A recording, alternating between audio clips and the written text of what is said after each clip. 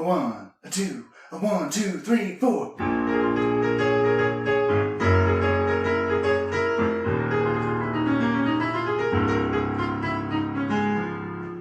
are listening to Fantasy Brews. All right. Hello, thank you, whomever you are, for listening to another episode of Fantasy Brews. We have 3 episodes left on the season, but still have the biggest game of the year ahead of us. Make sure to give us that follow on Twitter at Fantasy Brews Pod, where we discuss even more exciting NFL topics. So let's have a beer and talk some football. I've got this new, I think it's new from MK Brewing, obviously from Milwaukee. It's gin barrel aged O-Gii. Oh. So their normal O-Gii is like a tea infused beer, very heavy in content. This one obviously infused with gin as well. I'm a gin drinker, so that's why I got it. I was very intrigued. It's a sipper, that's for sure. It's something got to kind of get a taste developed to. By the end of it, I was drinking it a little better, but right off the bat, it hits you. It's like you can taste the alcohol. There's like so much. You can definitely taste the gin. Oh yeah, it's intense. But what is the ABV? Because I think the traditional O-Gii is like 9 point something. Yeah, I don't know. I'll have to look it up while you tell me all about this Coors Light that you're drinking. Yeah, I went with raiding the fridge with what I had, and I'm drinking Coors Light out of the Rockies. Wow. Adventurous. It looks like the Gin OG is 10%, so obviously that's pretty high, especially for, I mean, that's usually like, this is an ale, and that's really high for an ale. Like an IPA, like a double or triple could be that high, but. Right. Yeah, and I just looked up the traditional OG, it is 9.2. It's definitely worth trying. Yeah, it sounds interesting. It's interesting is the best word for it. It's interesting and strong. All right, we're going to hit you today with some facts, as always. Recap conference championship weekend, then discuss any new news updates from around the league. After that, discussing what the future may hold for some players, give our take on the Super Bowl, and then, of course, our final notes. So what's your fact? And there you have the facts of life. The facts of life. Teach me something. Yeah, wait, okay. Before you say it, what are the chances I already know this? I don't think we mentioned it earlier in this season. Okay, so it's not a recent thing. If we haven't talked about it like earlier in the year, then I just start it and let's see if I can finish I'll say you have a 30% chance of knowing. It's about Alvin Kamara. Okay. Oh, is it about how his stats line up with Alvin the Chipmunk? Yes. We did mention that. We did go over that. And so they both have it's about Alvin Kamara's receiving stats on his career. Okay. I'm just gonna assume they're good. That's all. This was his fourth. They are pretty good. His fourth year in the league. If he was Justin a receiver, if he was ranked with receivers, he'd be like a top 10 or something. That wouldn't shock me for sure. He had 5 touchdowns this year alone. Maybe not top 10, but top 25-ish. Kind of like how Lamar Jackson would rank really. I think the previous year was top 10 as like a running back alone or something. Yeah. So Alvin Kamara, on his career, he has his first 3 seasons he had 81 receptions, kind of like how Justin Tucker with the 141. So this year we should have been hoping he would have gotten back to 81. He was close. He had 83 receptions this past year. So his streak is broken of having a year of 81 receptions. Damn. But that's kind of cool. Well, another streak to watch next year, I believe it is, let me look it up. So yeah, DJ Moore had back-to-back years of the same amount of all-purpose yards, 1,215 and 4 touchdowns. So that's crazy. That's interesting. We'll watch that next year too. We'll just find any streaks that at least have 2 years. Obviously, that's what a streak is. But so we'll note that. We'll watch it next year. We're just gonna root for the exact same stat line. Yeah, absolutely. All right. So in addition to that fact that I pulled out of my butt, it has been more than 20 years since either the NFL rushing leader or the NFL receiving leader has won the Super Bowl. The last to do it was Terrell Davis, the running back, in 1998, and Jerry Rice in 1994. The NFL passing leader has never won the Super Bowl. Interesting. Obviously, the past 2 years, they didn't even make the Super Bowl. If Mahomes would have played Week 17, though, he would have been the passing leader. Yeah, because Watson's and the receiving leader was this Stephon Diggs? Yeah, it was Diggs. Okay. And the rushing leader, obviously, Henry. It was Henry. In At least they made the back-to-back playoffs. years. 2 of the 3 of them. Yeah. But, yeah, I mean, the last 2 passing leaders didn't even make the playoffs, which is a weird stat to have. But I just thought that was weird. NFL passing leader never won the Super Bowl. You'd think. Obviously, that's one of the top quarterbacks. So, obviously, but that would be yardage, right? Brady's just the passing leader whenever he doesn't win the Super Bowl. Right. He wants to make sure he gets a little bit of both. But he knows the universe will let them happen together. Yeah. And I don't think an MVP has ever won the Super Bowl either. It's like a curse. If you're like MVP, you're going to lose. Oh, really? And you're in the Super Bowl, you're going to lose. That's interesting. But, I mean, Rodgers is already out of the playoffs. So. Right. And then one more, just quick one that I thought was funny. If Mahomes reaches the Super Bowl at Tom Brady's current age, it's going to be Super Bowl 75 in 2039. Holy crap. So we got a lot of years of Mahomes ahead of us. Yeah. Again, he's that type of quarterback that can last a while too, you know? Yeah, definitely. He's going to be around for a long time. I don't see him ever slowing down until he's 37. Right. He's going to throw that number. 37 is the age he's supposed to have. That's Rodgers' age. You can't all be Tom Brady where you just go till you're 57. Right. Okay, recapping the conference championships. I think it's good. We're recording this on Thursday, so you've had enough time to get over your depression. Yeah. The Buccaneers. I stayed in bed a lot on Monday. The Buccaneers beating the Packers 31-26. Noting stat lines: Rodgers 346, 3 tutties and a pick. Brady 280, 3 tutties and 3 picks. They did, I mean, honestly, exactly as I expected. The Bucs defense shut down the run game and they pressured Rodgers. The Aaron Jones was he didn't do anything. Yeah, I think he had a fumble too. Yeah, and obviously the Packers are better when Aaron Jones compliments Aaron Rodgers, which he didn't do at all. Yeah, I think it's not on him. The Bucs have the number 1 pass defense. Yeah, Rush. And I think you really noticed the lack of Bakhtiari in that game. I don't think you saw it as much against the Rams because of Aaron Donald being hobbled and not playing half the snaps. But with the Bucs defense at full force, I think that was much more obvious this game for sure. Aaron Rodgers taking quite a few sacks that you normally wouldn't have taken, or you don't see that number as high usually, I should say. Mm-hmm. I mean, many missed calls on both sides. A lot of it was letting them play, and I understand the letting them play, but I also understand that you got to, when the game is actually like coming down to it, that's when you can't just let them play then. That's do or die time.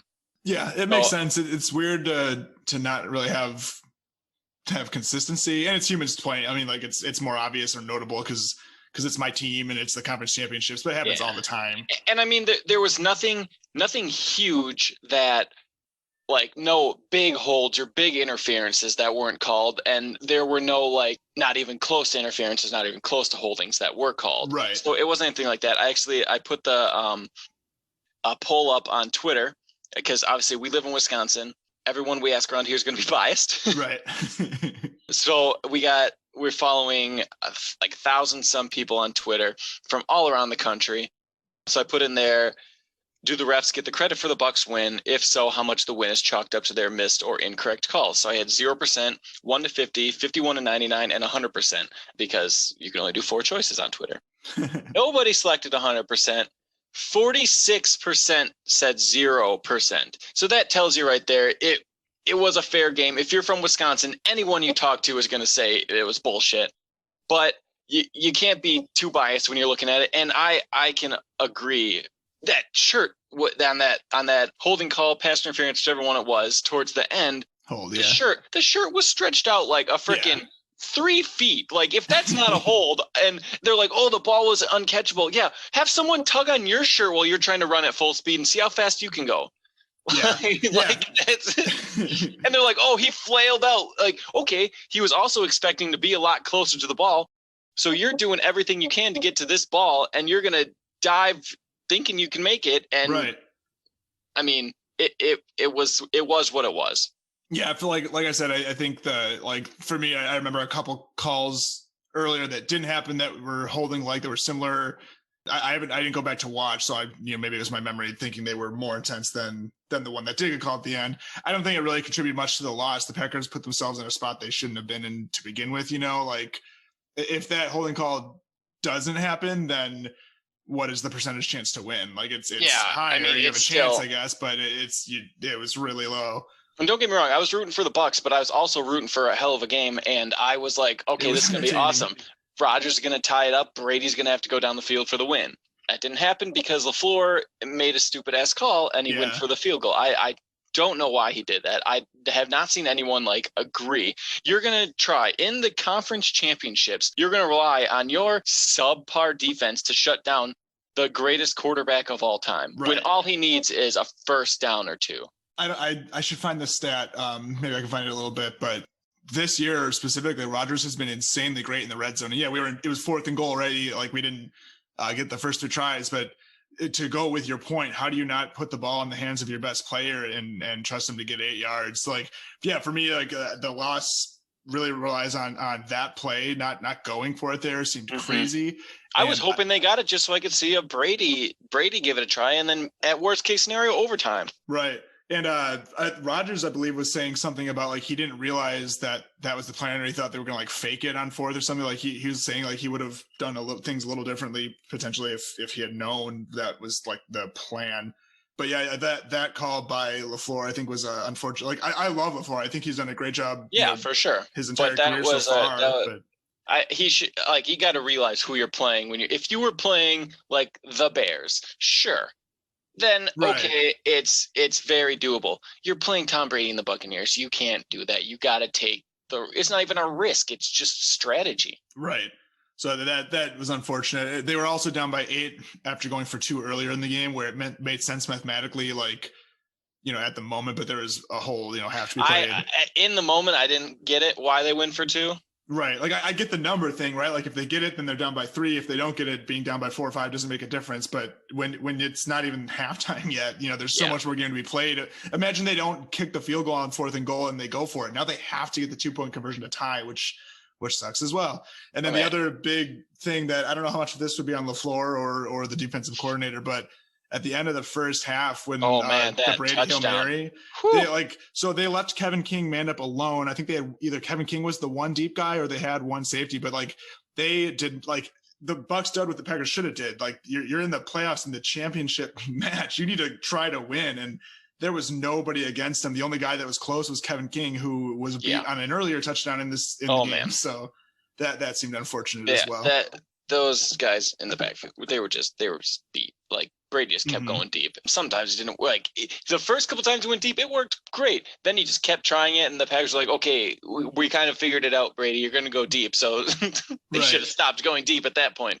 And just a PSA, and if you're listening, you know who you are. I am not on the Buccaneers. I am just watching the game to watch the game. Don't take it personally on me when something goes wrong for my team or right for your team. I'm just trying to watch the game. Right. Like I loved the game. I honestly would not have cared who won. The Bucs, I wanted to win more, but either way, I didn't care. That was a great game to watch, and I was just like, Packers scored, I was like, damn, that was nice. Or Bucs scored, I was like, fuck yeah, sweet. It's not, but don't pick me out, especially coming up with the Super Bowl party. We're doing an outdoor, COVID-safe one, everyone. But I'm just there to party, watch a game, have a good time. If the Bucs lose, the Bucs lose. If they win, great, I'm gonna party. But I'm just trying to watch the games, and I don't like when people take it like point me out personally. Like, come on, I'm just trying to watch the game. I don't do this to other people. Like, I'll like laugh and go, oh, ha ha. But at the end of the day, I'm just like watching games. Yeah, 100%. I can attest to that. Fuck off, people. The other game, which I didn't even watch all of because it was not worth watching towards the end. I think there was a garbage time touchdown or last second effort. Chiefs blowing by the Bills 38-24. Allen 287 yards, 2 tutties and a pick, and 88 rush yards on top of that, leading rusher for the Bills. Mahomes 325 and 3 tutties. Hill 9 catches, 172 yards. Love having him in Dynasty. He's an untouchable, I think, for his whole career. No, I'm not trading him. And then Kelsey 13 for 182 and 2. 15 targets. That's crazy. Damn, dude. The no surprise here, like the Bills' only run game was Josh Allen, and everyone knew that going in. It's been like that all playoffs. They got no run game. That's their biggest weakness, and it showed. But just the Chiefs just look so good. Yeah. They look with Hill, Mahomes, and Kelsey. You can't stop that shit. Right. Not to mention the pieces they got on defense. It's crazy, that team. But yeah, I don't really know. Neither of us were as invested in this game. I think we were both rooting for the Bills. We both knew the Chiefs were going to win, but we were both rooting for the Bills. And actually, I got picked both of these teams. I got them right, and last week you did the opposite and got both of them wrong. So I think that puts me at the official winner. Yeah, I would think so. For this, especially since you don't even have a team in the Super Bowl, so I just have a chance for more points. It was crazy that the 4 teams left initially were both of our 4 teams, our 2 teams each. Mm-hmm. So I will be getting, let's be honest, I will be getting a Mahomes jersey most likely. the MVP of the Super Bowl. You know what? I would love a Tyreek Hill jersey. I would love a Tyreek jersey. Yeah. But we'll talk more on that later. I don't know if you got anything else to add to this game, but it from the get-go is Chiefs. Yeah, the Chiefs went up 21-10 pretty quickly in the first half. Yeah, not too much else. I just the one thing I think about is related to my dynasty team, so I guess it's not necessary. I'm just curious. Like looking at next year, the Bills obviously a contender again. They're keeping like all their pieces. What do they do at running back? Do they stick with Singletary one more year and Moss, see if Moss developed at all, or do they hit up free agency? I mean, that would be a good landing spot. I'm sure a lot of people would not mind going there. Right. I don't think they'll draft a running back. Yeah, I don't know if because that'd be the 3rd year in a row they draft one. Yeah, like both Zach Moss and Singletary are 3rd-round picks. You think they're going to go for like linemen or defense? Yeah, there's definitely needs there. Probably more so than the running game, but that I think that is important. They, when you don't have that balance, like it's too easy to predict what you're going to do then. It'll be interesting to see what they do in the draft and in free agency, because I mean, Singletary, I think he's had his shot and he has not proven himself. He'd be good as part of a 1-2 bunch, but he's not that a 1-2 punch, but he's not that number one. Yeah, and Zach Moss, I don't know how he did on the year. I know he was hurt for some time. I don't think he ever really stuck out very much. It was only his rookie year, so it's going to be really risky if they stick with Singletary Moss next year, because could it pay off? Sure, I could see it paying off, but there's a much higher chance that it is a bust again, and it's all on Josh Allen. I think I don't think they need somebody crazy like if Aaron Jones doesn't get re-signed or something like that. Like, I don't think that'd be nice for them. I don't think they need that level of. If they can get somebody who just can kind of balance out, Mark Ingram. Yeah, that would be a good spot for him. Is David Johnson a free agent? I don't know. But like that type of that would be the high end of I think what you need. So we'll see what happens. The offseason is going to be fun in that way. All right, a few news updates of what's been going on. Deshaun Watson today officially requesting a trade. Mm-hmm. The new coach came in. First of all, fucking Texans. I would want out too. They hired the wide receiver coach from the Ravens. Have you seen the Ravens pass game? Like of all people, come on. And actually, I think I believe I'm remembering this correctly that I read somewhere, but I think his trade request was actually a couple weeks ago, and it became public today. Yeah, the new head coach said, "I'm not going to change his mind." They said, "I'm going to let him keep it. I'm not going to he knows what he wants, and everyone knows that he should get out." How can you blame him? I don't know any one person that told him no, stay. Maybe anyone on the Texans, but not JJ Watt. Fuller, but he might be gone too, so probably. Yeah, right.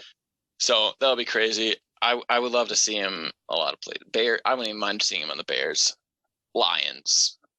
I still can't. Patriots had fucking go ape shit over. But I think Stafford's gonna land there because he is expected to leave Detroit. Yeah. I think Patriots would be a great spot for him if they re-sign Cam Newton. I'd said before I might have to take a year off of being a Patriots fan, just 1 year, just until Cam Newton is gone. I think that makes so much more sense. Like you said, that type of quarterback really fits what I think Bill Belichick would want to do. Obviously, Newton did not fit. Watson, Watson would do great things there, but Watson can throw 20 times better than Newton can, right? And I mean, he probably Watson can't will do great run things as wherever well. he goes. But if he gets I feel like I don't know, I shouldn't say younger coach, but like a coach with a more robust scheme in that way, I wouldn't mind Stafford in New England. Otherwise, the Colts, I mean, he'd fit in there as they've had their past quarterbacks be Phillip Rivers, Brissett, Andrew Luck, and Peyton Manning. Stafford could go for another, like, he's not that old. Like, he could go for another, 4 or 5 years if he wants to, maybe even longer. I think he's 32 or 33. And he's been good his whole career. He's a good quarterback. So it'll, that had to be hard as the Lions brass to be okay with letting him go. But they recognize that they want the that for him, and they're rebuilding it. They realize. Yeah, we'll see what happens. It's gonna be a crazy offseason. A lot of free agents all over the place. What do you think people get for him? Like, I heard like multiple first round picks would certainly be in the equation. I'd say maybe some defensive pieces, a pick or two, maybe not a receiver. Maybe a receiver. I don't know if Amendola is gonna retire. Galladay and Jones are both free agents, right? Galladay for sure is. But I mean, Amendola can't be around too much more. They do have Cephas? Is that his name? Oh yeah, Quentin Cephas. He was a rookie this year, I think. Yeah, he's looking good. Marvin Jones is a free agent this year. Okay. Well, so they got some pieces to figure out before they do anything else. But what do you think they do at quarterback? Let's see what they have. Was that 7th pick? 1, 2, 3, 4, 5, 6, 7. I think they. I honestly have no idea. Who knows? They could go quarterback earlier. It depends what happens with Galladay and Jones. If they get Galladay and Jones back, I feel like they gotta do free agency. If they don't get them back, they gotta just take a year of tanking. Yeah, like with the 7th pick, maybe I don't know. Is it 2 or 3 really good quarterbacks that are in there? The Jags will probably take Lawrence. Obviously, the Jets could take a quarterback. The Dolphins are 3rd. They what happens with Tua? Maybe they Sean Watson. That would make sense. That'd be cool. The Falcons probably wouldn't pick a quarterback. I think they're gonna take it one piece at a time. It's gonna be figured out before the draft what happens with Galladay and Jones. Obviously, they have Swift coming back just off his rookie season. But if those two don't get locked down, I feel like they just take another year of just being the Lions. Yeah. But if they lock them down, then they could play the free agency. Depends how much cap they have. They'd be in heavy contention for the 101.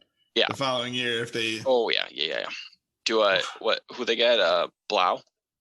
Blau, and is Chase Daniel? I think is there. I don't know if he's still there. And then, but the Steelers signed Dwayne Haskins. He's getting another shot.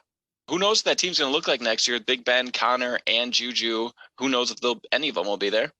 I have NFL.com up, and one of the more recent stories I hadn't seen is that Big Ben wants one more year and doesn't care about his salary. I don't know if would he be open to playing elsewhere if it wasn't with the Steelers? But that's kind of interesting. Yeah, he definitely had a season where he could play another year or two at least. And he's surrounded. I just don't think he likes being surrounded by all those young guys. I don't think he likes that young receiver core. He needs a veteran. Yeah. And maybe the Steelers go out and get him that. Maybe they're like, okay, you sign this 2-year contract with us. We'll get you Allen Robinson. Right. And I mean, that would keep me there. That'd be, yes, it's enticing. Then they also try to lock down, maybe, I don't know if they want to put their eggs in James Conner's basket again, but they're definitely, Snell is not. Yes. No. Their rookie, Anthony McFarland, didn't make much noise. I think it was a 4th round pick, but didn't make much noise this year. They did have Vance McDonald retired. Yeah. So the Mr. Relevant, like 1 week every year, he's gone. Also, Greg Olsen retiring. I was never a huge fan of Greg Olsen. I never really liked the Panthers, which is one reason I didn't really like Cam Newton. Sure. I mean, I could respect Greg Olsen. He had the injury problems over the past couple of years, but one more tight end out of the league. Jason Witten retired. Did he? I'm pretty sure. I didn't see anything on his retirement again. Yeah. I wasn't looking for it, but I don't care. He's relevant. Yeah, he is calling it quits again. Oh, let's hope to God he doesn't go back to announcing. He is signing a 1-day contract with the Cowboys. Oh, good. Yet they can't give Dak a contract. Jason Witten makes $5 million for 1 day. they just give him the franchise tag. they give him the money in a briefcase that has his name on the top. Jerry Jones finds him and flies down in a helicopter and Oh, Jason Witten, nobody likes you. My jersey is worthless now. Now. Now it's worthless. I did get, I got you got me the Darren Waller jersey based on our bet for Dynasty. Freaking DHgate did not include the patch, but I ordered it from Amazon, so I got the 2020 inaugural season of the Las Vegas Raiders because I thought it was ironic, and so I'm gonna have it sewed on. I triple checked. I ordered it that way. Yeah, I know. It came with another like cool Las Vegas Raiders patch. I don't know what I'm gonna do with. Maybe I'll just like start collecting patches, or maybe I'll put it on my bar somewhere. We'll figure it out. Yeah, it's something cool, like a little thing to keep around. But what's going to happen? It's not too many based on these past, the Packers and the Bills losing, but top of the list, Aaron Rodgers, of course. And now later in the week, after there's been some time, he's had some time to talk. I think he's going to be coming back. Yeah, I can't imagine. Right after that game, he made the comment, and I'm going to misquote it completely, but the gist of it was, he mentioned like I didn't make the call. That would not have been my call based on that field goal. And then he also said, who knows what's going to happen next year, which to me, I was like, oh, fuck, dude, he's out. Yeah, he said futures are uncertain, including mine. And that initially, as soon as he said that, I was like, oh, fuck, dude, he's not coming back, is he? But then he went on the Pat McAfee show, and he great show, by the way. Up. Yeah, he cleared things up and made it seem like, okay, like I'm like, why would I leave? Right, and I think at least what he said too is like partially on his mind was like, is it Aaron Jones and Corey Lindsey that are free agents, kind of two big name free agents this year? Is like kind of thinking about them as well. I think even before the news or whatever came out the last day or two, like I can't imagine he'd go anywhere. Like he'd have to be traded for an expensive contract, which if Aaron Rodgers is available, most teams are going to inquire, obviously, but. It's like if he wanted to leave or something like that, I'm sure there would be a suitor, but it just makes no sense. Like the Super Bowl window is closing, but it's still open. If you get a decent receiver, I think that would have made a difference. That's why I think Juju. I'm telling you right now, Juju would fit in well. Yeah, I think Robinson would be crazy awesome. They're not going to know Robin. Well, I don't think they do Robinson and Adams. Too expensive. Like, that'd be nuts. Juju is not going to be cheap, but he's going to be cheaper than Robinson, I feel like. No, he definitely will be. Galladay? That's expensive, man. Probably expensive. Jones Jr., less expensive. That would be interesting. He's kind of like Juju, I'd say. You got a veteran guy there, which, I mean, all those other guys are not like they're young anymore. I'm sure they'll add a piece, maybe draft one if they're not idiots this year. Yeah, I think it makes all the sense in the world to stay. I can't imagine him leaving. Other what's going to happen is Aaron Jones, and simple enough, I think he's going to get the franchise tag. Yeah, that's been my thought as well. He was offered a contract that he declined that I think would have made him a top 5 paid running back in the league. So I don't think they're at all going to be able to sign him long-term now. I mean, they'd have to pony up more money, which I honestly wouldn't be super jonesed about, especially after seeing Aaron or AJ Dillon. Sorry. Well, I don't think he wants to sign a long-term contract with Aaron Rodgers' future up in the air. Like, sure. He doesn't want to be there if Rodgers isn't there, and so I think he wanted the franchise tag, so that's just at like one more year at the most, right, or at the least. And so I think that's what's going to happen, and I honestly don't see it going another way.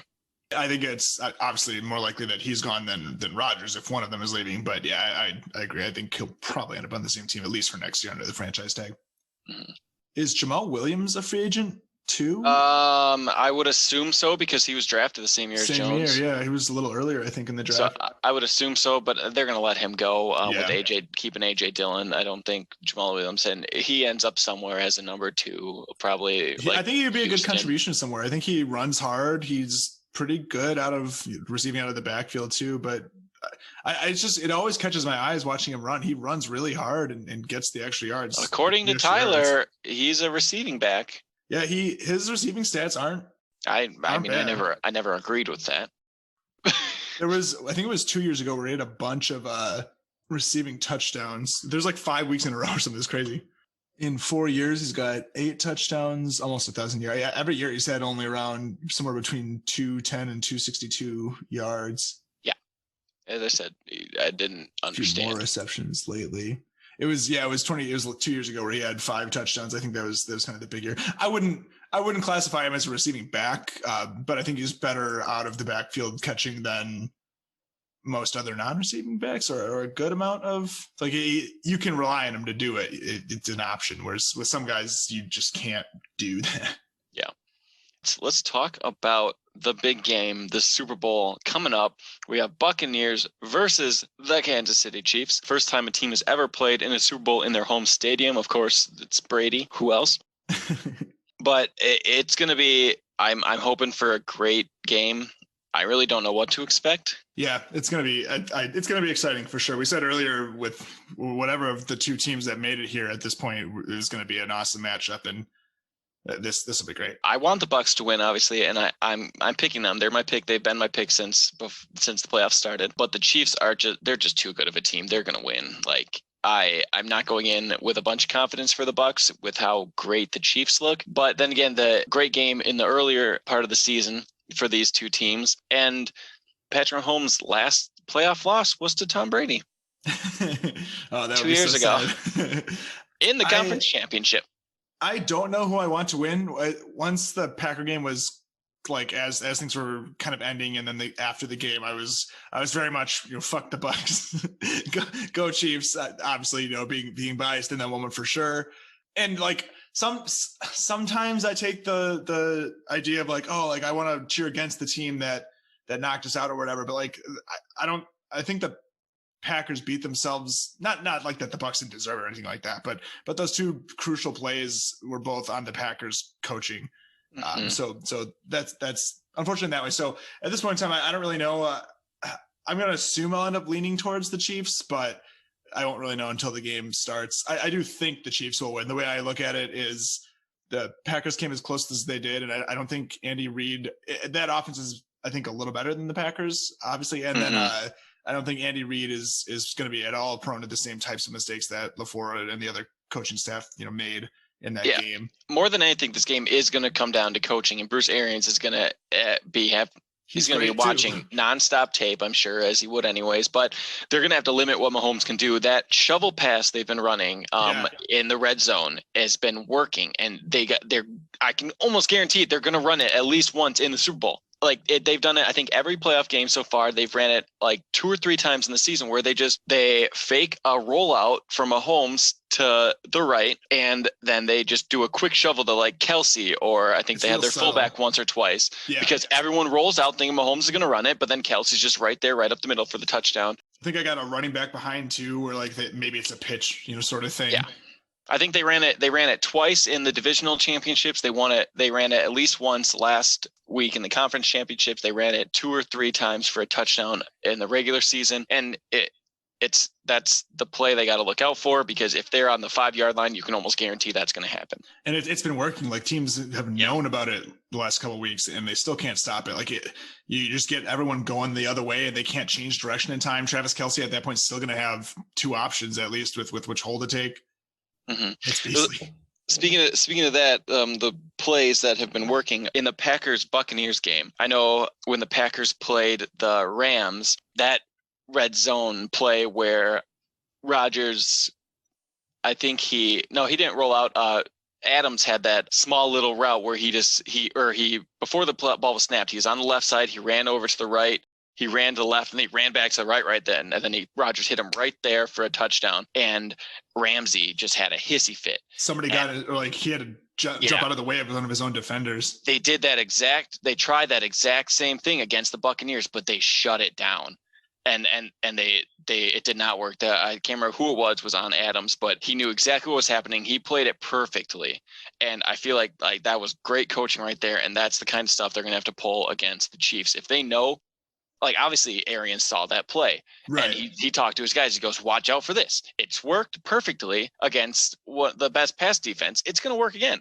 Right. So you got to watch it. So I'm hoping he does that same thing with the Chiefs. And then they just have the personnel, if any defense has the personnel to stop something like that too, it's the Bucs are up there. Yeah. The Bucs got to pressure Mahomes like they have been pressuring people, but they can't let them run on you. There's huge difference between Mahomes and Rodgers. That Rodgers won't run it. Mahomes will take off with it. Yeah. And other key, Brady needs to find the weakness in the Chiefs D, and he needs to exploit it. I'm sure he will find it. It may take a quarter or two, but he's a second half quarterback. He's an all game quarterback, but by the second half, he usually has teams down. And so that's just what he's got to do. Brady's got a Brady. I think it'll be a high scoring game or a higher scoring game. I think I'm hoping so. The Bucks have, a pretty good offense, and the Chiefs defense is good, but it's not great. It can't be beatable for sure. And then the Bucks defense is one of the better ones for sure. Not that they're weak at defending the pass, but that they're the strongest against the run. Their passing defense is good, but with the offense, the Chiefs run, just how good that offense is. I think it'll be a really high scoring game. I'm fun. I know it's a lot of people say that the NFL is just like, it's just a show. It's just a TV show. It's just entertainment.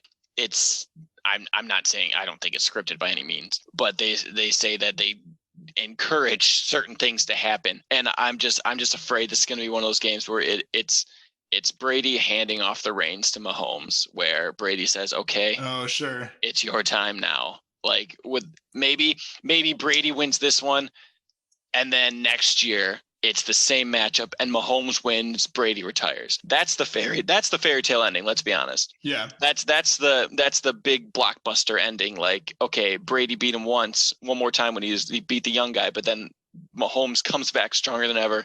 Now it's his league. Brady retires. Plus that gets the Bucks the win in their stadium. Yeah. Because I don't think Brady's going to retire yet, which is why I feel like it's not completely handing off the reins yet if Brady's still there next year, but it's coming down to that where it's Mahomes' league. Yeah, like when I'm trying to think of who I want to win, like those are the thoughts that go in my head is like, well, maybe I should cheer for the Chiefs because Brady's been here, plenty. He's had his time or whatever. But you've only got so much more time to cheer for Brady, and you're going to see plenty of the Chiefs in the upcoming year. There's no doubt about that. The Chiefs you're going to see them be here, and Mahomes is going to be there.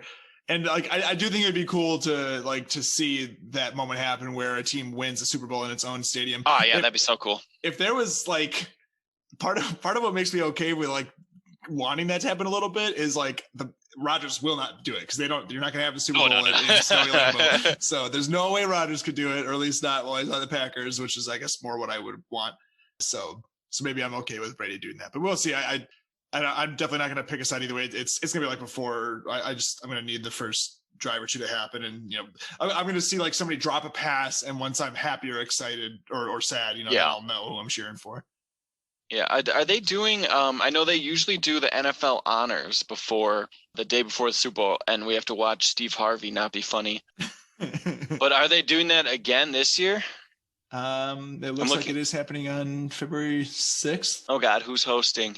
Let's see. Please don't be Steve Harvey again. I just did not think he was funny the past couple of years. What, it was 3 years ago? It was like Keegan-Michael Key, and he was hilarious. Yeah. Host says TBD according to Wikipedia, which is probably not. Well, they should probably figure that out. They only got a week left. Yeah, I don't know. I mean, it's probably all digital anyways. It is going to be virtual according to this. You got to think they're doing something. Yeah, they're doing something virtually for sure.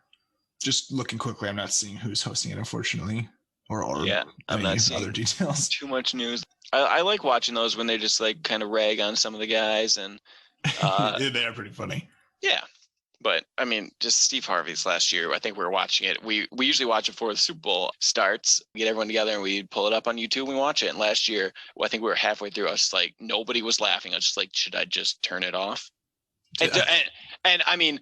Can you chalk it up to Steve Harvey is black humor? Yeah, probably. I mean, he is one of those guys. I don't watch Family Feud or anything, but he's one of those guys where he knows what he's doing. Yeah. I don't hate Steve Harvey. I don't dislike him by any means. He's funny. I find him funny at times, but in the NFL, I don't think it was a good fit. No.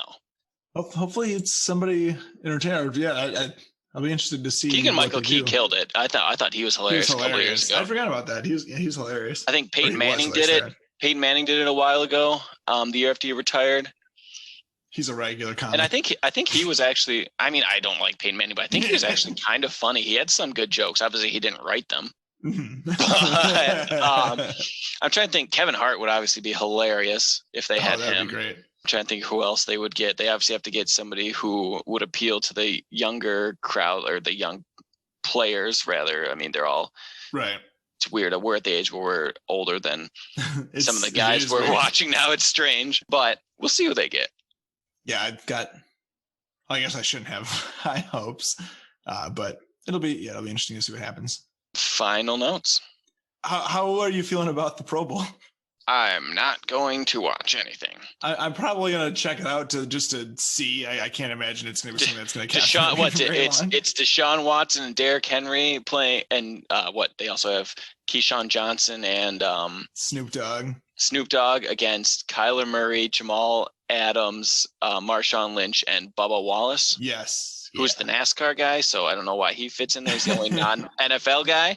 They're really pushing NASCAR, dude. They are so much because it's got to be it. Because we're watching on Fox. We're watching the conference championship. It's been going on for weeks. They're just pumping up NASCAR. Like, they really have been. You guys ready for this exciting cars going in circles? You can't tell how fast they're going because they're all going fast. Yeah, they're really pushing it. I totally think that's exactly what's going on. It'll be interesting to see if they're playing NASCAR. I'll watch the 30-second clips of crashes afterwards. That's all I care about. I'm not going to watch for 3-4 hours just to see a crash every hour, a small crash. I never been into NASCAR, but they're really hyping up. They're like, what else do you have to do? Yeah. We don't Football's know. gone. NASCAR I don't know if we now. know what teams they're going to be using, but each player is going to play, or each of those 4 guys on each side, they represent the AFC and NFC. They're each taking a quarter. Yeah, they're probably using NFC and AFC Pro Bowl voted people. That's got to be what they're doing. Oh, you think they use the Pro Bowl squads? Yeah, oh, yeah, obviously. That makes a lot more sense. That's what they're going to be doing. That makes a lot more sense. I don't know why they didn't put that together. I haven't looked it up to completely confirm, but I can almost 100% tell you that's what they're going to be doing. Yeah, that makes a lot of sense. It'll be interesting. I probably won't watch very much of it at all, but I'll check it out. I won't at all. I mean, I love the guy. I mean, I'd love to watch Watson and Henry and Murray. Right. But they're just playing Madden, and they're probably not even good. Damn, shots fired. Well, watch Bubba Wallace just come out and smoke. We watched some of that tournament earlier this year, and it was very lackluster as well. I don't know if we saw the ending, but it wasn't. No, we saw some guy play lose to a computer. Deshaun Jackson. Because the other guy couldn't get his internet working, whoever he was supposed to play, so he played a computer and lost. I think it was more excited to see Tyreek Hill than anyone else in that whole thing, and I don't think he was. Their audio wasn't working. Yeah. They had so much wrong with it. It just did not go right. I was excited for that when it happened, and now because of that, I'm not excited for the Pro Bowl. Honestly, less excited than I would have been, which wouldn't have been much, anyways. I don't usually tune to the Pro Bowl, anyways. Maybe I'll watch some of the dodgeball, some of the cool things they do. But if they're not doing any of that, they're just doing Madden online. I'm not really interested. Yeah, I wonder what they'll do. Obviously, this is partly because of COVID and stuff, but it'll be interesting to see. Because they've changed up a lot. In the recent years, they sometimes don't have the skill thing. Sometimes they play the regular game. They haven't been doing that lately. Time will tell. I just had this thought pop in my head. I just want to shout out Michael B. Jordan for dating Steve Harvey's daughter. I just got Steve Harvey on my mind, so I'm like, oh yeah, his daughter's dating Michael B. Jordan. Good for you. Little Harvey, I don't know her name. I don't even know if her last name's Harvey. But I think I don't know. Good for her. Good for both of them. I say good for her. Michael B. Jordan's a good-looking guy. Michael B. Jordan and Steve Harvey get to hang out all the time. They do. They were hanging out. I saw some photos Lori. Yeah. I saw some photos not too long ago. They were hanging. I was like, that'd be kind of cool. Oh, your potential father-in-law. Obviously, they just started dating, but is Steve Harvey not too bad? Yeah, that's fair. That's still legit. Who knows? Who knows? My final notes is you owe me a Madden game. Oh yeah, I do. I was gonna do that this morning and I got distracted. I'm thinking about it's almost time for us to just knock it up to Hall of Fame. To wait, all Madden? The difficult, all man, whatever it is. I've been playing 2K, so that's Hall of Fame is the top of 2K. Nice. But it's almost time. I was also thinking about how it'd be cool if we just start doing seasons for fun. Don't go for longevity like we've been doing, but maybe do a season where I take over the Jaguars and you take over the Bengals.